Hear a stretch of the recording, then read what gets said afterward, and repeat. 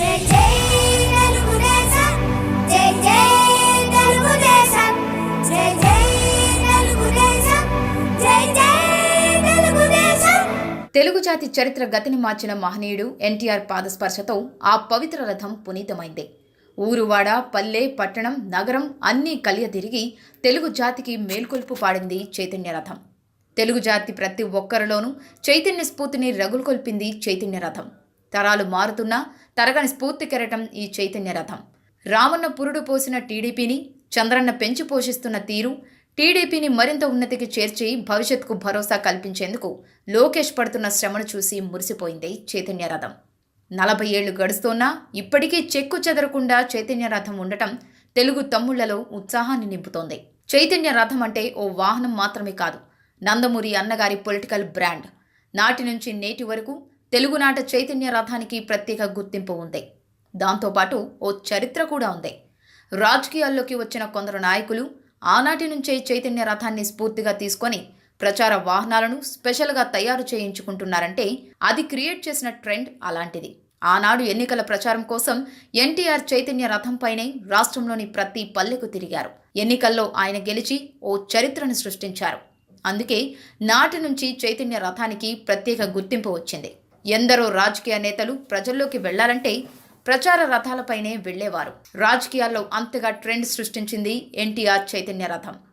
జై జై తెలుగుదేశం జై జై తెలుగుదేశం జై జై తెలుగుదేశం జై జై తెలుగుదేశం. తెలుగుదేశం చైతన్య రథం వెనుక ఇంట్రెస్టింగ్ స్టోరీ ఉంది. ఎన్టీఆర్ రాజకీయాల్లోకి వచ్చి తెలుగుదేశం పార్టీ పెట్టాక మొదట 3 మహానాడులు నిర్వహించారు.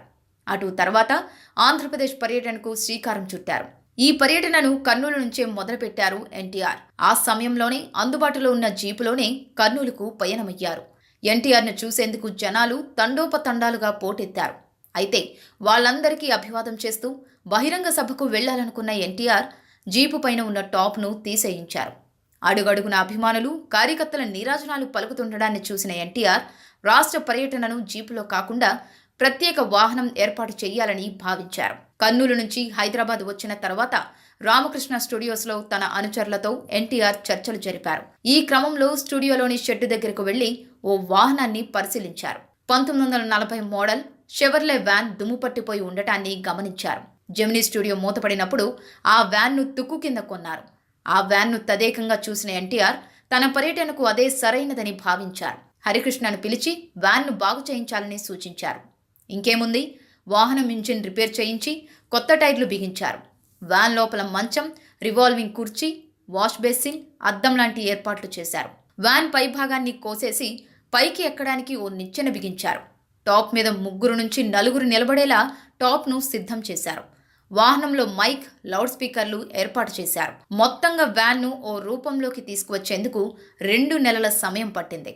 అయితే పూర్తిగా సిద్ధమైన ఆ వ్యాన్కు చైతన్య రథం అని ఎన్టీఆర్ పేరు పెట్టారు. జై జై తెలుగుదేశం జై జై తెలుగుదేశం జై జై తెలుగుదేశం జై జై తెలుగుదేశం.